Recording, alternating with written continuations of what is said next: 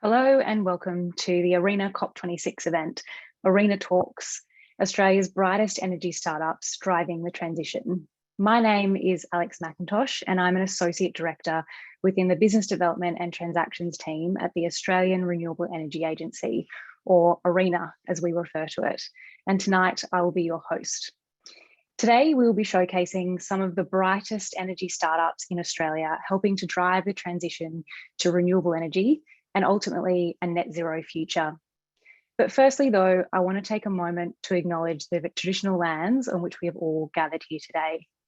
For me, I'd like to acknowledge that I'm hosting this event from the lands of the Gadigal people of the Eora Nation, and I'd also like to acknowledge the traditional custodians of the various lands on which you have all come from to join this event here today, and acknowledge and pay my respects to their elders past and present. The Australian Renewable Energy Agency was established with the objective to support the global transition to net zero emissions by accelerating the pace of pre-commercial innovation to the benefit of all Australians.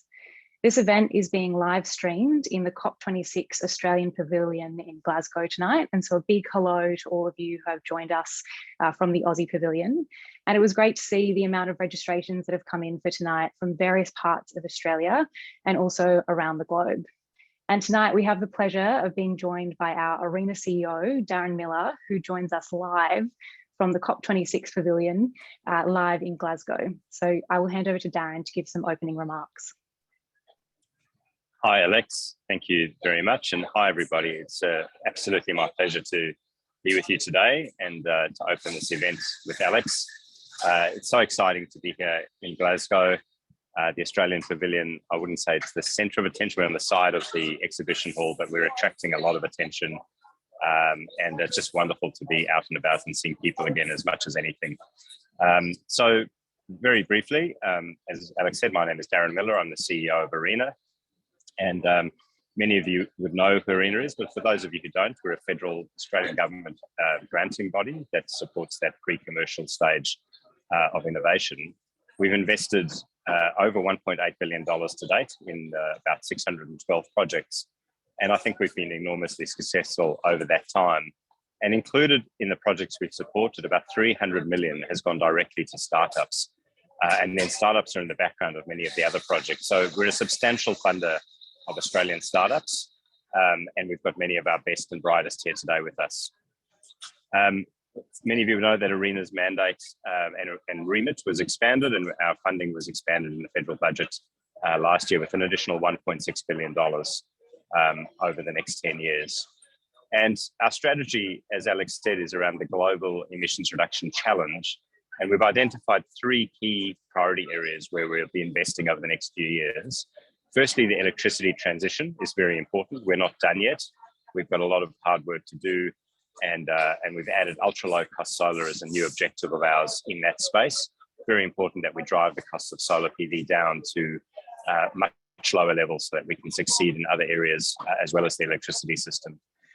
We also have demand flexibility as a key theme. If we can become more flexible on the demand side, we can unlock a huge amount of value and accelerate the decarbonisation.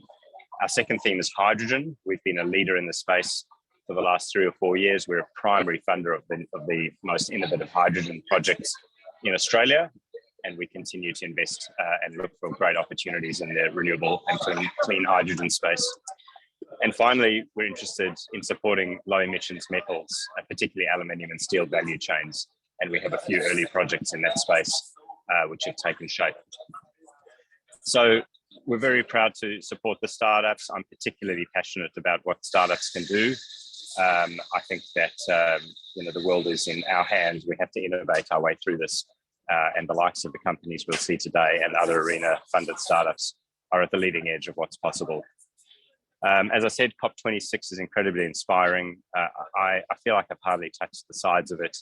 I actually feel like people in Australia probably know more about what's going on the world stage and the announcements than I do, but just enormously exciting to speak to companies, people I haven't met before, people I haven't seen in a long time, and just gathering ideas and sharing thoughts. It's just a wonderful event. So thanks very much. Back to you, Alex, and I really look forward to listening in on today's event. Great, thanks Darren, and it's good to hear that I think the coffee machine is brewing up there in the COP26 pavilion, so everyone can start their day the right way. But as Darren mentioned, ARENA has and continues to play a significant role in accelerating the commercialisation of renewable energy technologies, and a lot of our funding does go to early stage companies or startups, some of which you'll get to hear from today. Whether it's breaking solar efficiency world records, developing hydrogen-powered planes, or planning the world's largest solar and storage project, Australian clean techs are attracting attention. And today you will hear from 5 leading renewable energy startups. Each startup will give a brief presentation, and at the end of all presentations, we'll facilitate a Q&A session. If you do have any questions that you'd like answered today, we will be using Slido. So simply search Slido in your web browser, SLIDO, and enter the ARENA event code, which is ARENA. We've also popped it in the chat function there.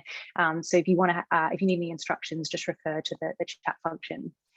But firstly, now on to kind of like the main event and why you've all come here, over to our first startup. Kicking us off this evening is 5B Solar. 5B Solar have created an innovative solar solution, which they call the Maverick. It's a prefabricated, modular, rapidly deployable solution that enables projects to be delivered safer, faster, and using less land than conventional technologies. I won't say too much more because I'll let Nicole explain it all to you, but I just wanted to flag that each year ARENA does hold a renewable energy founder dinner event, which aims to match startups with investors and customers that can supercharge their growth. And at our 2019 event, 5B presented, and it was off the back of this event that they had an introduction to Artesian Ventures, an Australian venture capital firm. And following this introduction, Artesian then went on to invest in their Series A round. And since then, 5B have gone from strength to strength, expanding their team, and they've now also launched a Series B funding round. I'll now hand over to Nicole Kuepper-Russell to tell you more about 5B Solar. Thank you, Alex, for that very kind introduction and for the invitation to be a part of this panel today. We need to radically reduce emissions by at least 50 billion tonnes per annum.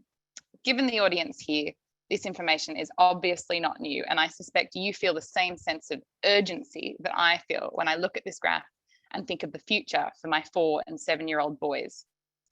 To me, this graph represents both the challenge we collectively face and the enormous opportunity we have before us.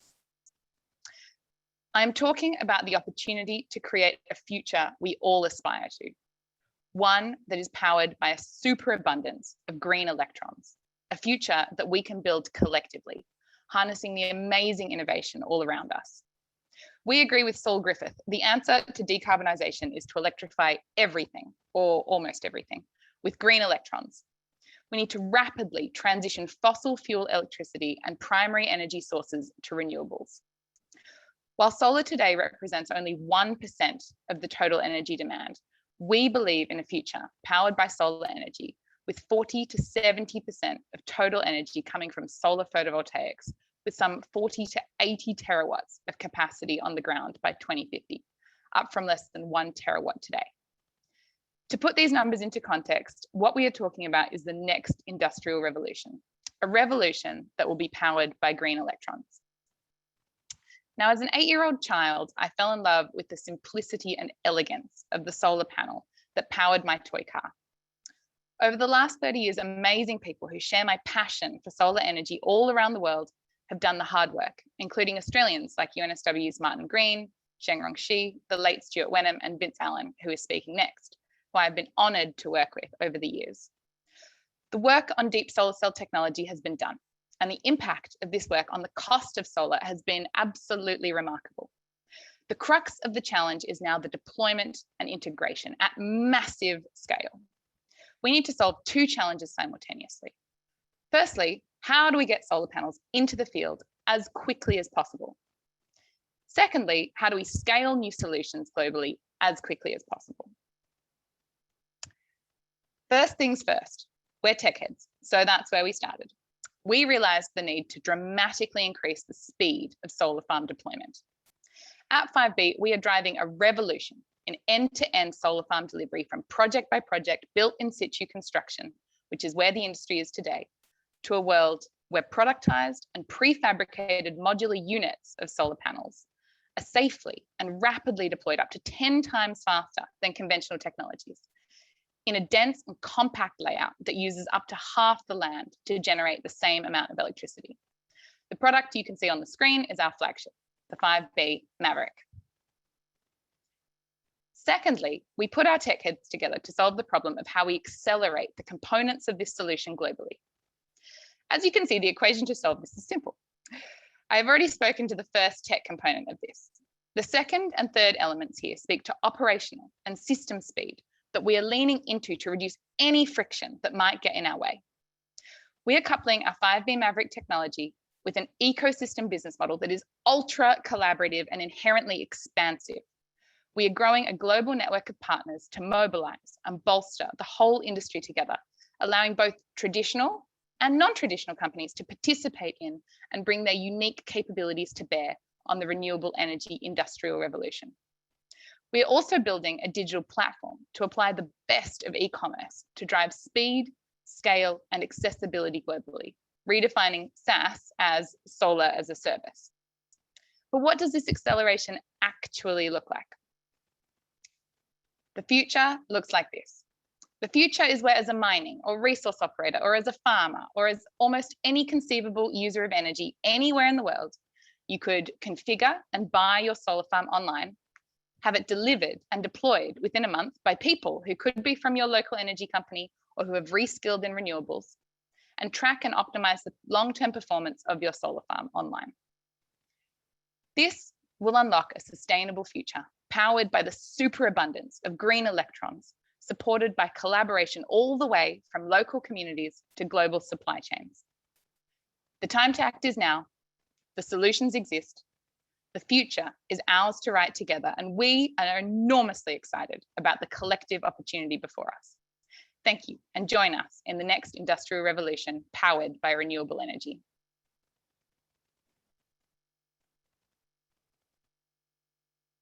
Great. Thank you so much, Nicole. And if you do want to know more about 5B Solar, check out their website, 5b.co.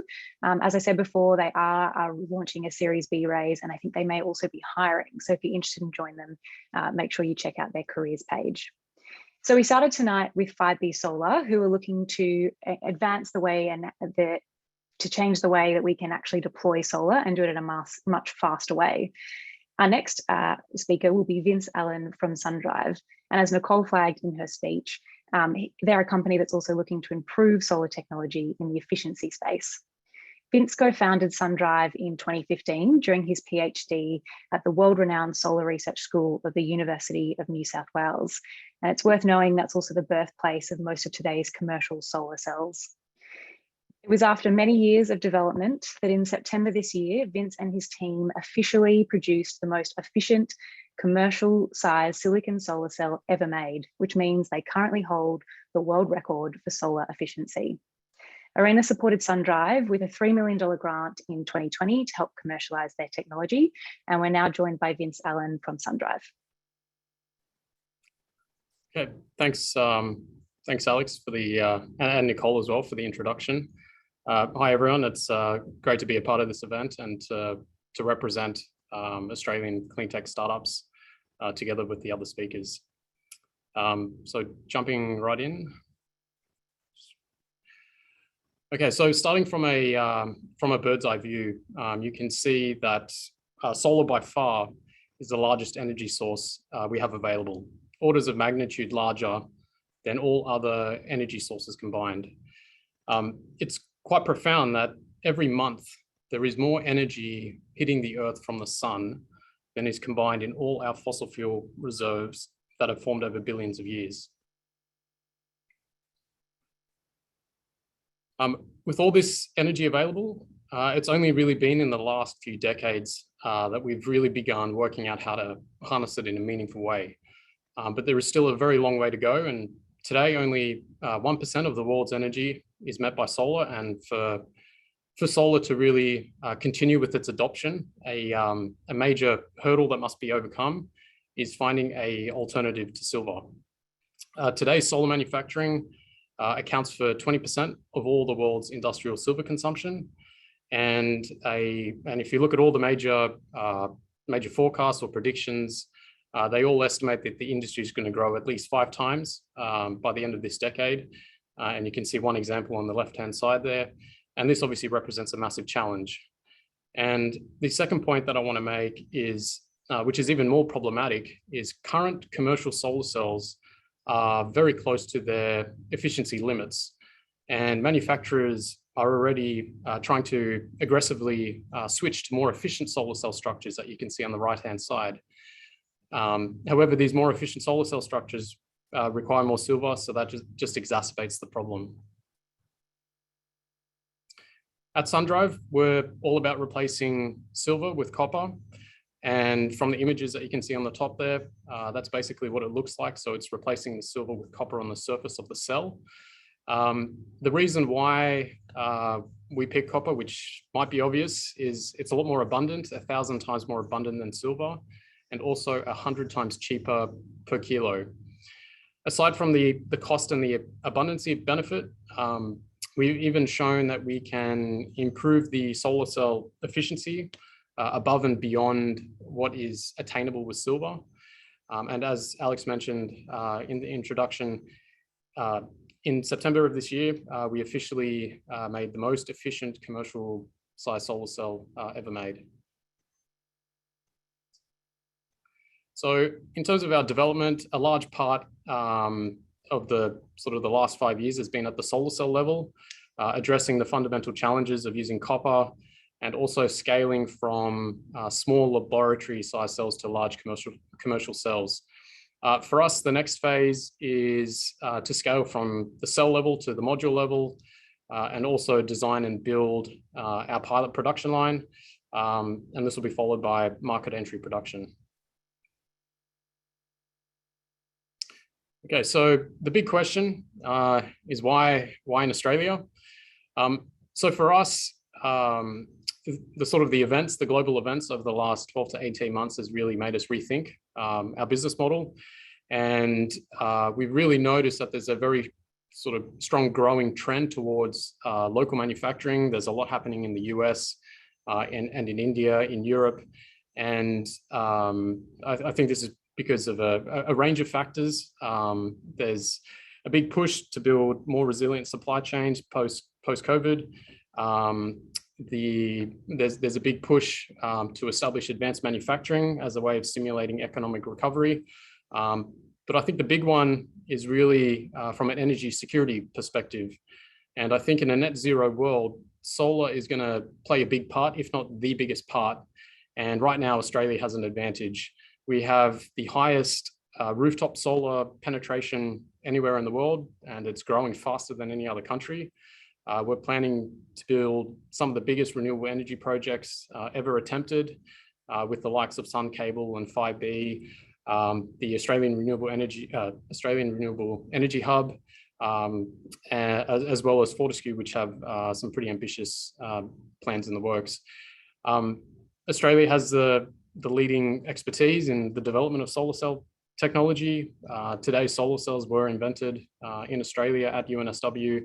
And so we sort of see Australia is in pole position when it comes to developing these next generation solar cells. We're blessed with the best resources in the ground when it comes to solar manufacturing. Australia has the top 3 reserves for all the major components needed to make solar panels. And I don't actually think any other country can actually can say this. And this is all at a time where land and labor are no longer the dominant cost factors due to automation. And yeah, we're all doing this on the sunniest continent in the world. And that was it. Thanks for your time.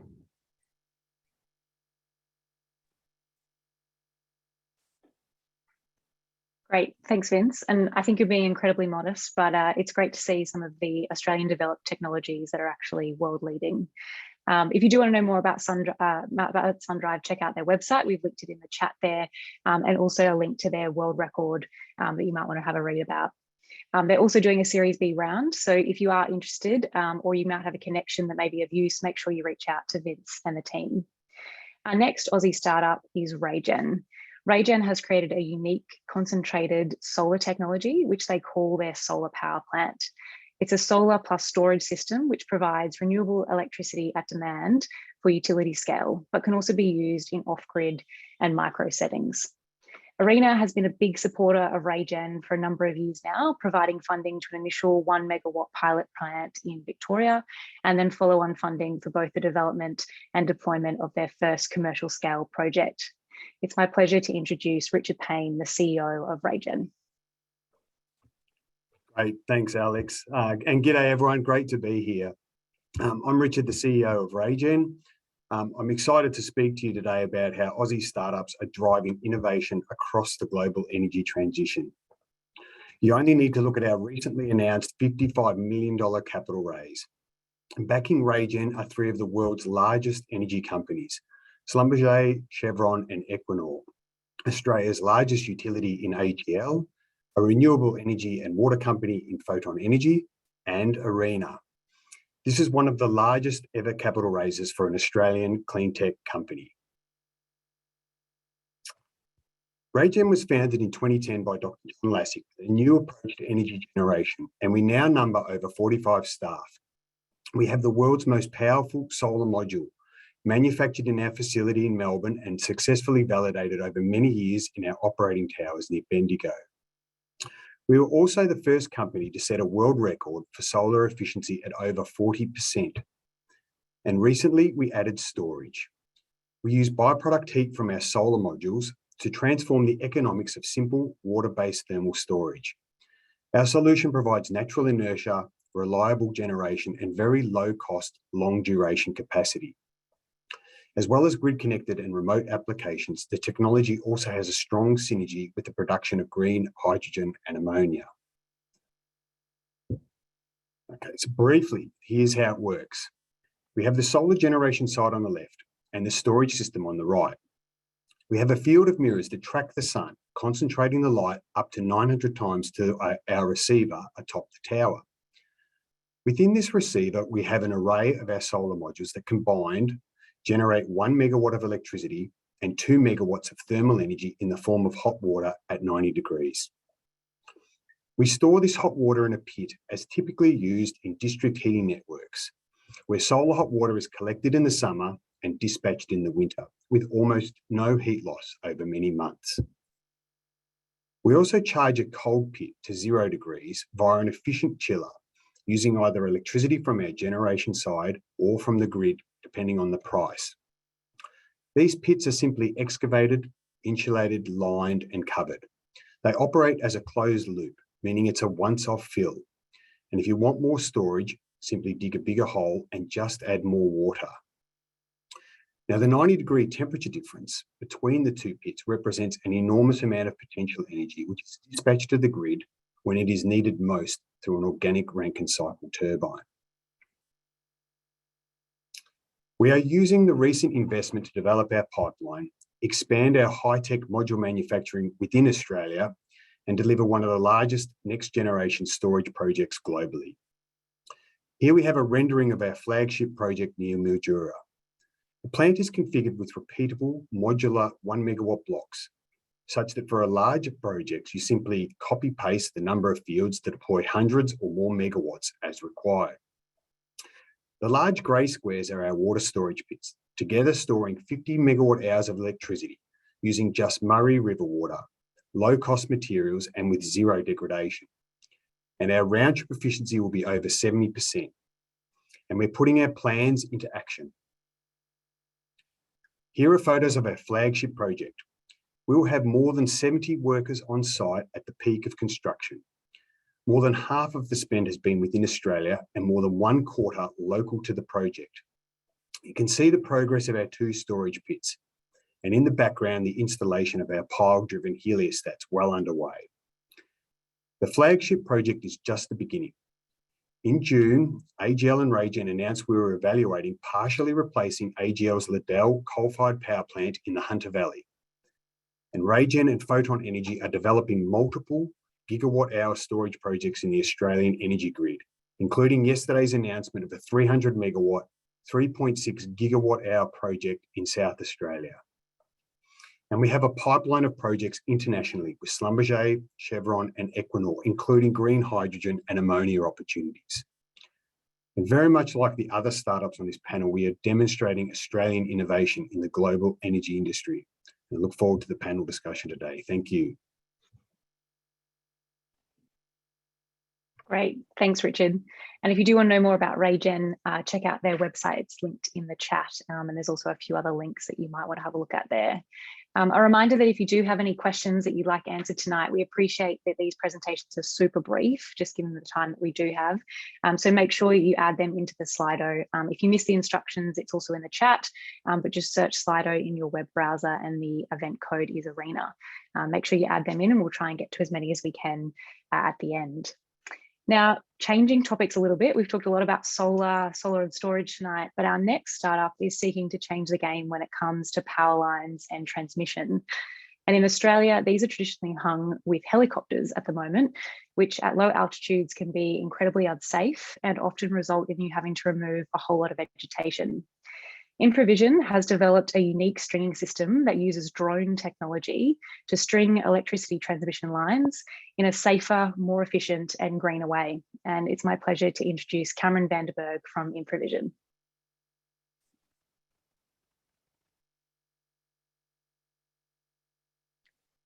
Thank you for the intro, Alex. It's great to be here. My name is Cameron van der Berg and I'm the co-founder and CEO of Infravision.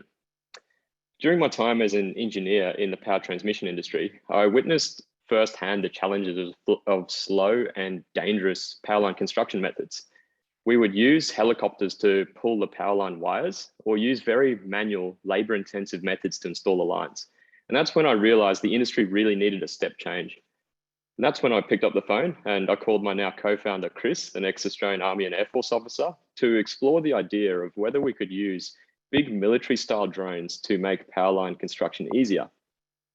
Fast forward 4 years, and I'm excited to share with you that Infravision is building the world's first drone system that installs high voltage power line wires. But to start with, why does Infravision exist? Well, we all know how important it is to decarbonize our energy sector. But what's often overlooked is that in order to reach our global clean energy targets, we need to build a staggering quantity of new power lines to support all of the renewable energy flooding the grid. As we transition away from fossil fuels and we bring electric vehicles into our lives and homes, we are going to be using a lot more electricity, up to twice as much as we currently use every day. The International Energy Agency estimates an additional 16 million kilometers of new overhead power lines are required by 2030 to meet our targets. And that's a distance equivalent to circling the planet 400 times. The problem with building 16 million kilometers of new power line is that it's really slow. And while you can build a new solar farm or a wind farm in approximately 1 year, a power transmission project can take anywhere from 3 years to 10 years to complete.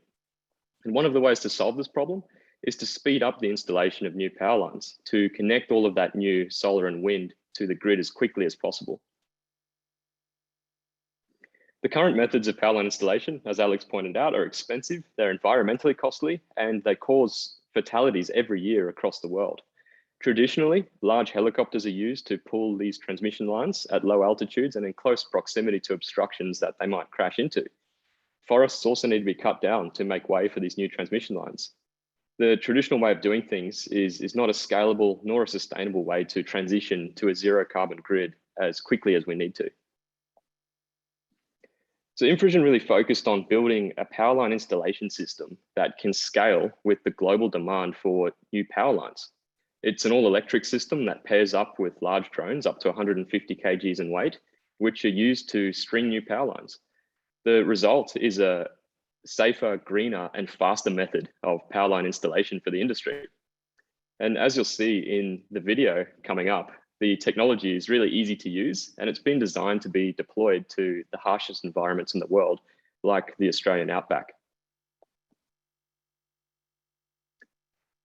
Last year, we launched the world's first drone-based high voltage installation service. And this year, the technology has been used to deliver 12 power transmission projects in the past 12 months.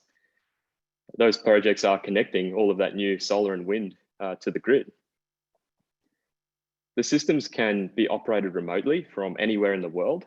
And this tech stack provides a safer, greener, and faster method for power transmission work sites of the future. We're really excited about the benefits of this new tool for the industry and the fact that it will add new skills and it will add more jobs to this booming sector. The key message from Infravision is that this technology is ready right now and it's ready to scale to the industry globally. So what's next for Infravision? Well, we're currently expanding to North America. We're hiring and we're raising capital to finance our global expansion. And we're looking for people to join us on this journey to help us achieve our global aspirations and take this technology to the world. As you saw from the video, we do a lot more than just power line stringing. We're also launching a new product next year, again, focused on increasing the power grid's capacity. So stay tuned for that one. We can't wait to take this Aussie Tech global. And if you'd like to learn more, or if you'd like to get in touch, please visit the website. Thanks very much for your time. Great, thanks Cameron, and thanks for adding the video in. It's always good to see visuals and see things in action. As Cameron said, if you want to know more, check out their website. It's in the chat as well. So finally, we've saved some of the best till last for you this evening. Our final startup tonight is called AMSL Aero. Siobhan, Lyndon and her co-founder Andrew Moore are on a mission to decarbonise transport. And they've created a flying taxi, or as they're known in the industry, an electrical vertical takeoff and landing aircraft, or an eVTOL. And if you've never heard of one of these before, I'm sure Siobhan will tell you all about them. They're very cool, they're very futuristic, it's very sort of Jetsons, Fifth Element. But essentially it could be in the future that you can take one of these and travel from Brisbane to the Gold Coast in 10 minutes for $10, which for our international guests is a trip that can usually take over an hour on a good day. More importantly though, this technology is completely emissions free, being that it's powered by batteries or hydrogen fuel cells, and it could be one of the lowest cost forms of transport in the future. It's super exciting, and I'm so glad to introduce you to Siobhan Lyndon, the co-founder of AMSL Aero. Thank you, Alex. And thank you everyone who's listening in from Glasgow and around Australia. As Alex mentioned, I'm Siobhan Lyndon, co-founder of AMSL Aero, and we're developing Vatia. It's an electric vertical takeoff and landing aircraft that is zero emissions and will provide the fastest door-to-door passenger transport up to 1,000 kilometres. Now, for those who might not be familiar with eVTOLs, they take off and land vertically like a helicopter and fly fast and efficiently like a plane. Now, when you look across the globe, about 1/4 of the global carbon emissions are from the transport sector. And I think everyone's very familiar with those, those numbers. But one of the hardest to abate sectors is aviation. And Vatia, with its long range and being zero emissions powered by hydrogen, it has the ability to provide a real solution for replacing passenger aviation up to 1,000 kilometres. Now, in addition to being clean, Vatia will be far safer than helicopters. And I know Cameron just showed a picture of one of the helicopter accidents in his previous slide pack, and I hadn't got him to do that. But they are far safer than helicopters, far faster than motor vehicles.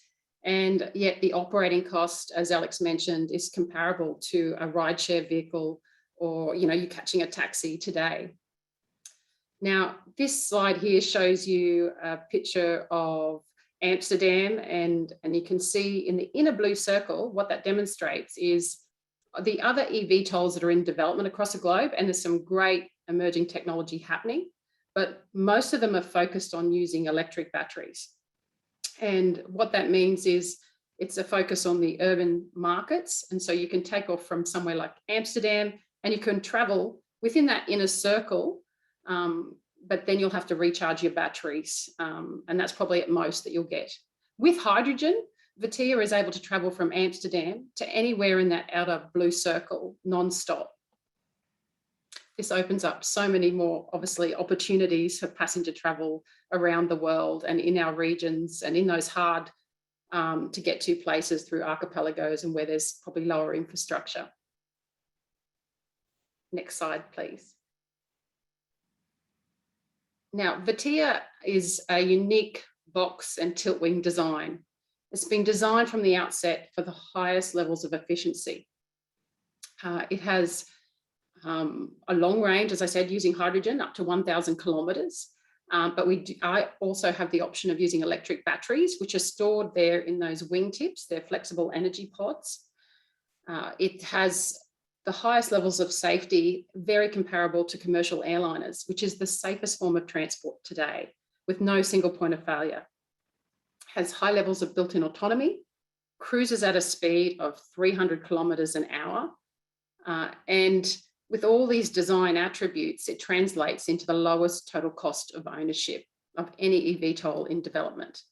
And of course, this will allow greater accessibility to fast, safe, and affordable transport around the world. Next slide, please.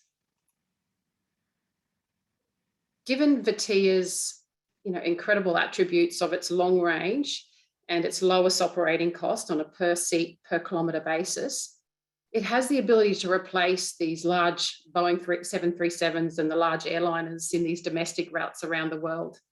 It also has the ability to replace, helicopters in the near term and ground vehicles ultimately supplementing them.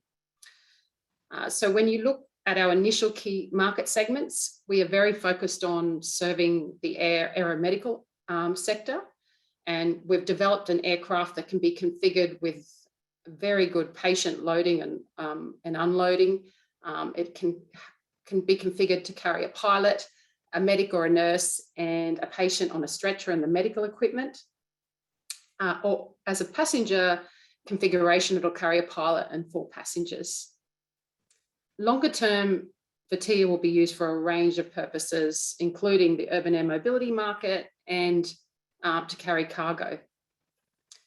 Now, we have an incredible team of talented engineers working to develop this unique technology, and we are on target to be commercially selling Vatia in 2024, and that's following regulatory certification. And we're currently raising our next round of capital. So if you would like to learn more about that, please submit a query via our website at vatia.com. Thank you.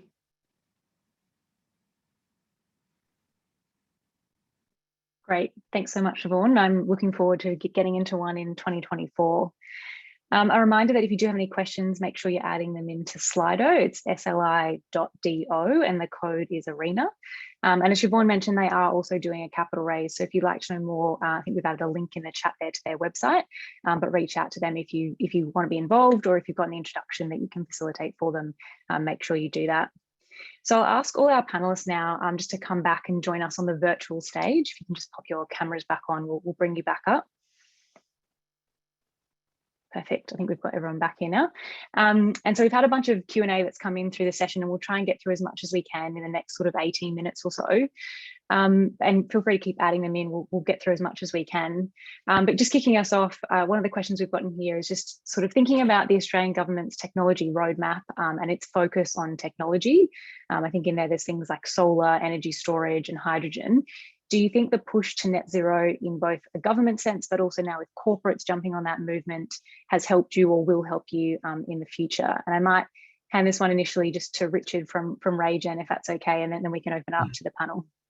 Yeah, sure. Thanks, Alex. Yeah, we really commenced the capital raise about a year and a half, 2 years ago, a pretty intense process. And what we saw through that capital raise was a growing momentum for corporates to get very heavily involved in renewable energy. And, we look at our share registry now, we've got 3 of the largest energy majors globally, and then Australia's largest utility. And I think this is obviously driven by the need to reduce emissions dramatically, and also with the support of the low emissions technology statement. And of course, that's a critical thing to reduce emissions, but it's also driven by new opportunity to deploy new technologies and to transition into a completely new industry. And so we've been thrilled with the strategic partnerships that we've secured with these investors, but it's also, we think, a great opportunity for them because they also have to pivot and transition to this new industry. Great. And I might let anyone else jump in there if they like, just in terms of, I guess, even more broadly, if you think the conversations changed from, what you might have had to do in a boardroom a couple of years ago.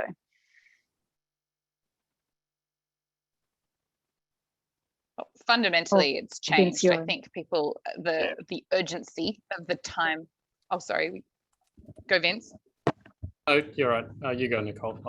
I'll add on after you. Sure. I was just going to say, I feel like the sense of urgency has really built lately, and that people are now staring at the next 10 years, and it's no longer 20 or 30. It's like, what are we going to get done by 2030, and how? And it's no longer. I feel like the fundamental difference is that it's no longer, oh, which one's better than which. It's like, just how quickly can we get all of the innovations out there and deployed as rapidly as possible? The only race that we have right now is one against time, and we need to just collectively harness the genius that exists, that is out there and ready to be deployed. And capital is also available and abundant and ready and excited to be deployed against these missions as well, which is really exciting. Yeah. So I might just add in a little bit from our perspective. So definitely the announcements for net zero from both governments, corporates, that definitely improves us in terms of our position when it comes to investment, in terms of sort of the longer term planning. I think I mentioned in the short presentation that, I mean, for us, solar is going to play a big part in the world's future energy needs, if not the biggest part. So definitely sort of putting that in as a very sort of formalized statement is definitely that's helping us. Yeah, and I think that's a really important point, Vince, because at the crux of all this is renewable energy. You know, you can't get green hydrogen or green steel without super cheap electricity at the heart of that. And we've had a few questions come in for you, Vince. So this next one's for you, a question specifically on your IP and how you're protecting it. Yeah, so that's a good question. So we have a range of different IP strategies. So obviously there's patents. So we do one of our core pieces of technology, which did come out of the university while I was doing my PhD. There is a patent on that, but that's only part of the sort of IP strategy. We do have trade secrets. Obviously the disadvantage of having a patent or a patent application is it becomes public. And being a startup, we're not really in the sort of the position to go and police sort of our IP against huge companies or huge institutions. So yeah, part of it is comes down to trade secrets. We do a lot of our in-house design and building when it comes to the equipment that we use.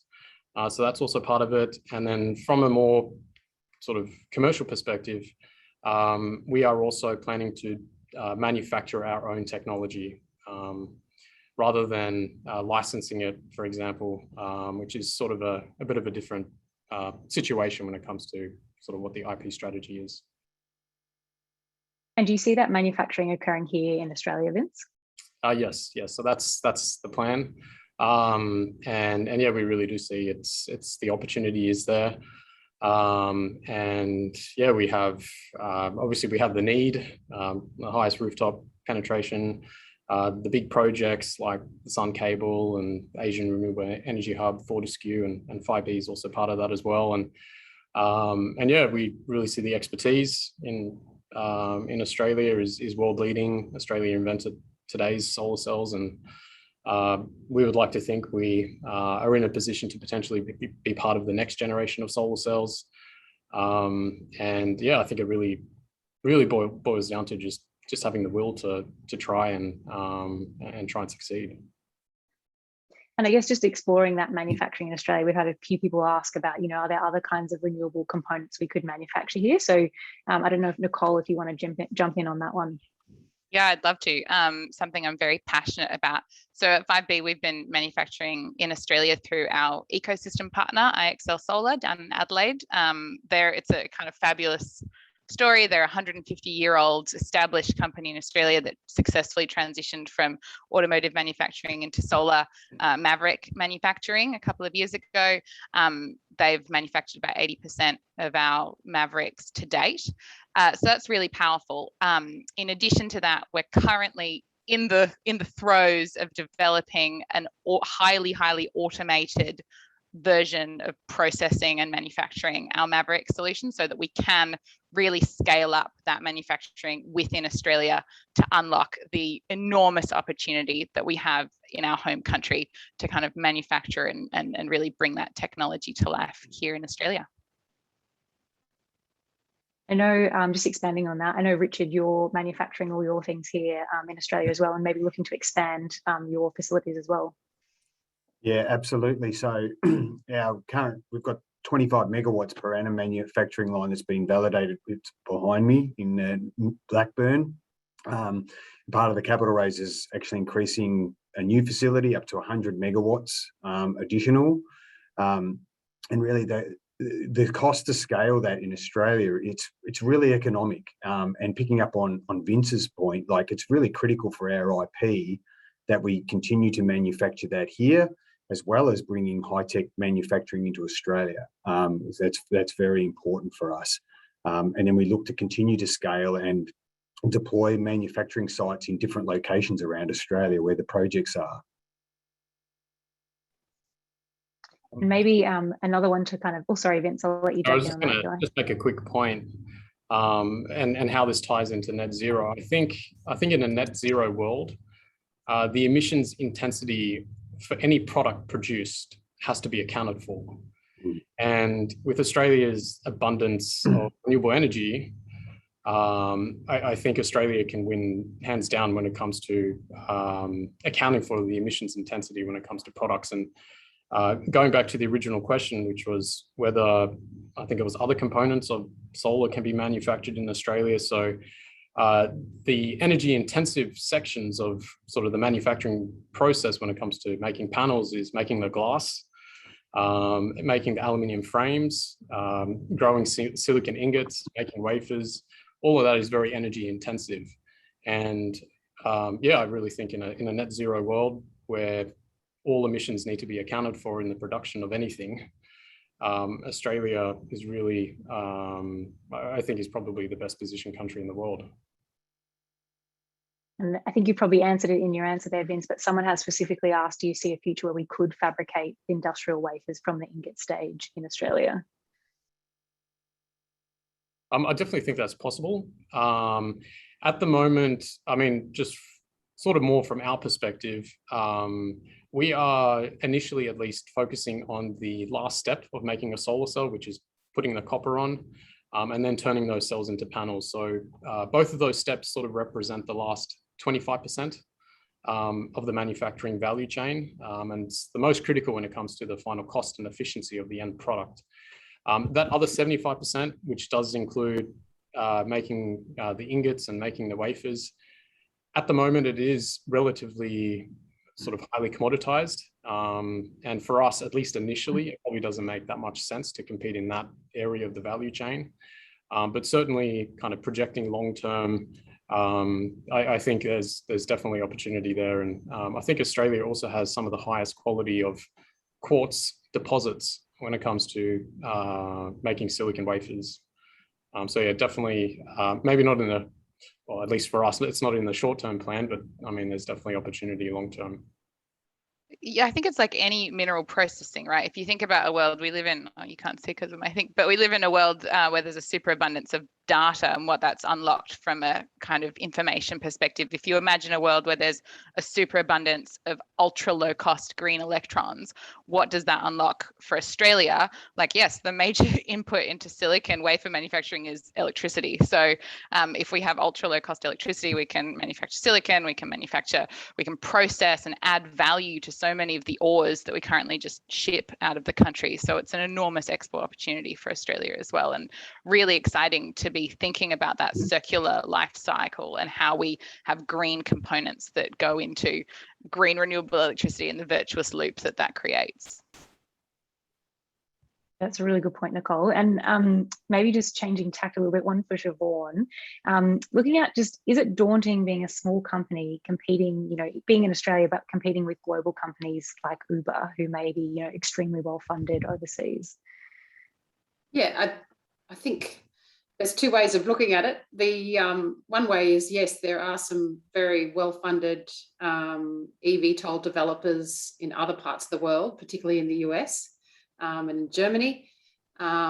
But the great thing about that is there is a lot of attention and credibility to this sector, and they've brought that, you know, investment and the attention and the government support, and there's been a lot of lobbying going on in getting the infrastructure set up to, you know, for this next stage of transportation, which will be a reality in the next decade. And it's hard to believe, but, you know, we're very excited to be part of it. So. And maybe just a follow on for you, someone's just sent in, have you done any passenger flights yet? Do you want to just elaborate on kind of the traction and where you're at the moment? No, we haven't done any passenger flights, but then no one has done any passenger flights in the eVTOL industry globally.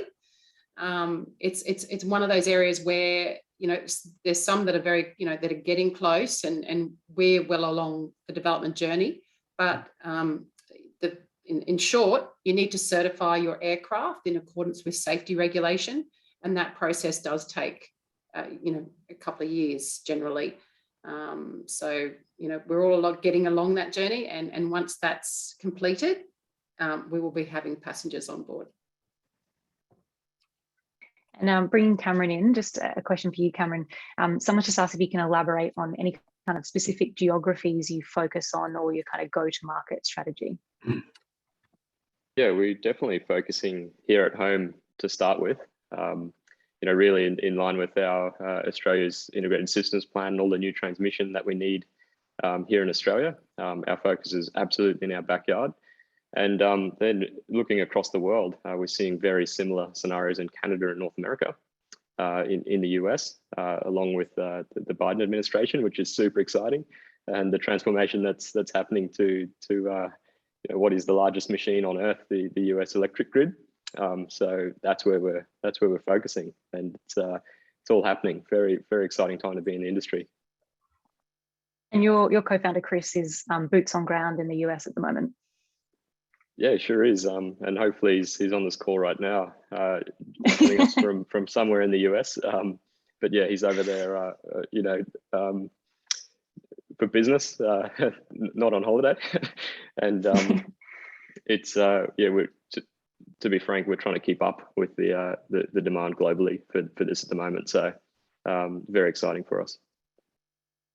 And Richard, maybe just one for you. Obviously, you've got a generation and a storage technology. I guess, how do you see that competing with other storage technologies? You know, there's obviously lots of lithium-ion batteries and pumped hydro that are well known, but how are you seeing that competing? Yeah, I think the first thing is that for me, this challenge is massive and complex, and we need a whole suite of solutions. We need lithium-ion, we need pumped hydro, and we need long duration storage technologies. And I think the thing that we're able to bring to the market is that duration side of things. So, and what we're seeing in countries like Australia, but also in California, for example, where there's a large amount of renewable energy penetration, is you need a long duration storage to be able to absorb that intermittent energy. And I think that's a key differentiator for us. And obviously on the cost side of things, I think we've got a competitive advantage. But I think fundamentally we need to slot in with the other solutions in order to solve this really big problem. And maybe just to open it back up to the panel, I guess we touched on this before, just talking about kind of the manufacturing and supply chain of things. And I think given, you know, what we know that is at the moment for renewable energy parks, and that may cause significant emissions at the moment, do you see a pathway to net zero for the renewable sector? 100%. Yes. Yeah, definitely. Has to be. Has to be. Yes. Yeah. I think and that's a real change. I think as people, projects like Sun Cable, you know, where the preferred technology for Sun Cable, you start to look at what 20 gigawatts over 4 years of deployment looks like, and the emissions that represents, and the kind of system limits that you start to hit, and it's abundantly clear that, you know, projects like Vince's copper replacement for silver are really, really required, and that we start to look at the amount of steel and the amount of concrete and the amount of glass that is being used in all of these components, and how we either dramatically reduce those, or the components that we're still using manufacture them in a way that is that has kind of whole life cycle embedded into it. So yeah, we're in the process of our cradle to cradle certification, which is really exciting, and we're embedding that full life cycle analysis into our design right from the beginning, which is kind of fundamental for everyone now.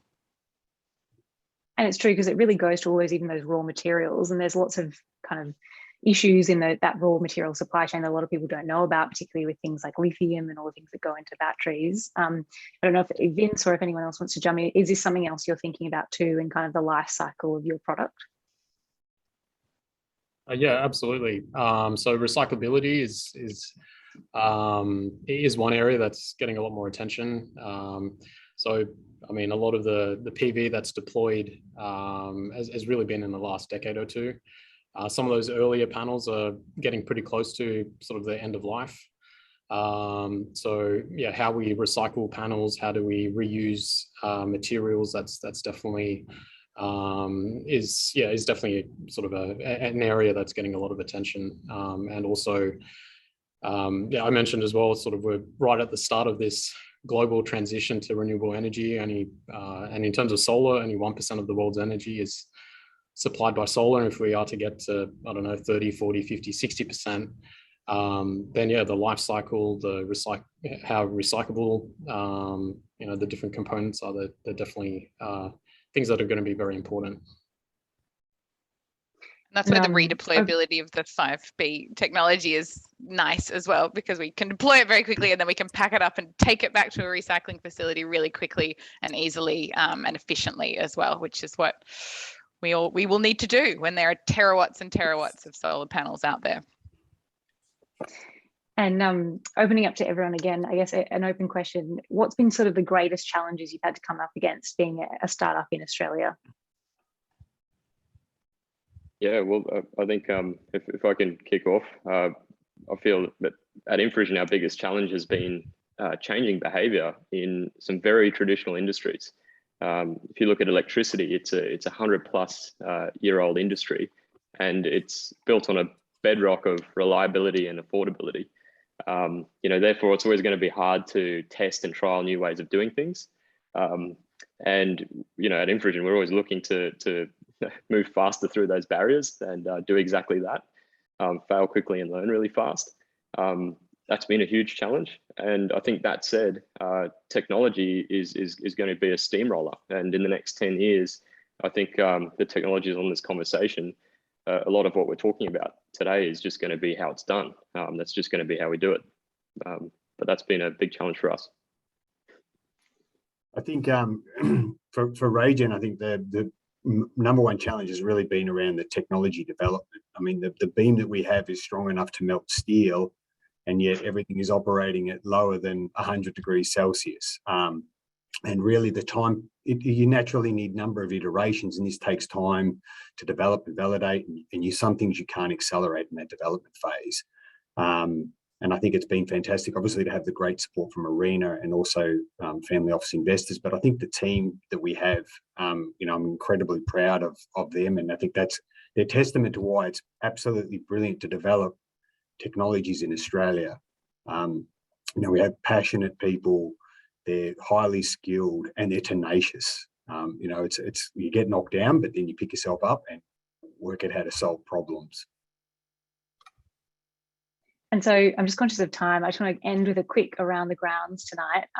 Quickly for all of you, we'll run through sort of the Brady Bunch view on my screen, but if you can give us a quick snapshot of something you're really excited about, and if you had one piece of advice to an aspiring founder, what would that be? So Richard, I'll start with you. I'm really excited about the vision in Australia to take us to net zero, and I really want to see it accelerate as fast as possible. And I think the piece of advice I would give to any other startup is take your great idea and don't give up. Keep pushing and pushing on that. Great words of advice. And Cameron? Yeah, thanks, Alex. What I'm really excited about is the technologies that are really on this panel today. We're all hardware technology companies here in Australia, and everybody knows very well the challenges of those businesses. Very excited about what this group's going to achieve. And my piece of advice would relate to one of our core principles at Infravision, which is get after it, meaning have a bias to action. If you have an idea or you see a problem that needs to be solved, the most important thing is that you make a start. And from there, you just need to keep punching. So, love it. Get after it. And Siobhan?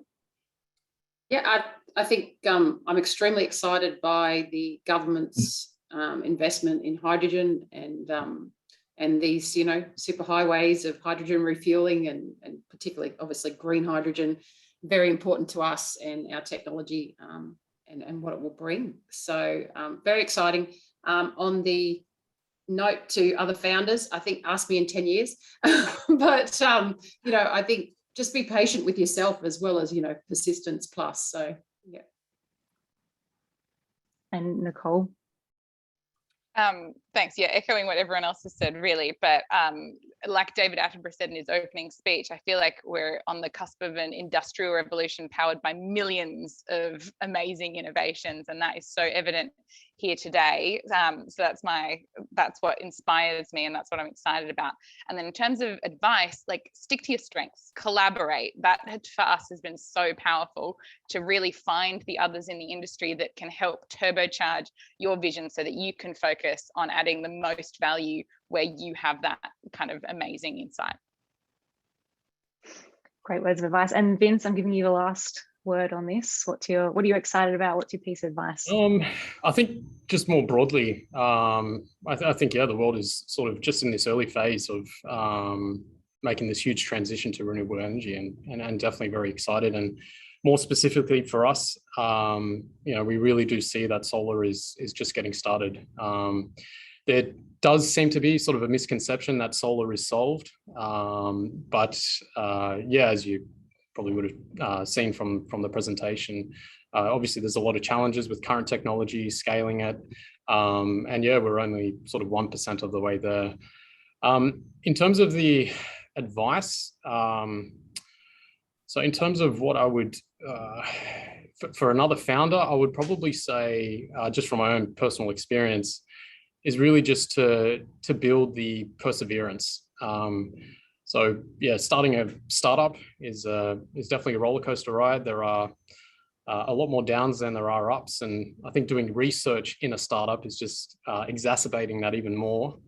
There's definitely going to be difficult times, and I would say, in terms of the advice, I would say just to be open-minded with it and try and see that whatever difficult situation is a learning experience to build that perseverance, build that tolerance, and to really just push through.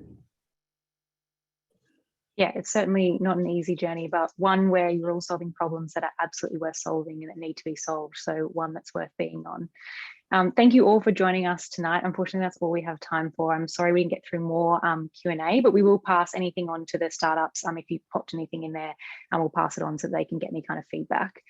I just want to say a very big thank you to all our presenters and the startups that have joined us today, and for all of you who've dialed in from various parts of the globe. It's been so nice to kind of gather virtually, and hopefully we can do it in person soon. If you want to know any more about any of the companies you've seen here tonight, make sure you check out their websites. They're linked in the chat. We'll also put out a blog post, and this has been recorded, so it will be made available if you want to share it with someone who couldn't be here tonight, or if you want to go back and rewatch something, that will be made available. If you want to know anything more about ARENA, make sure you check out our website, arena.gov.au, and you can see more about the work that we do in Australia. And you can also sign up to our monthly newsletter called Arena Wire to stay in touch with all of our events. I'd like to just note that this is one event as part of a much broader event series that the Australian government is putting on. So if you do want to see what else is happening at the COP26, make sure you check out the official government website and see if you'd like to go to any of those events. Again, a huge thank you to all of our presenters this evening, and we look forward to seeing you all very soon, hopefully in person, at another ARENA event. Thank you. Good. Thank you.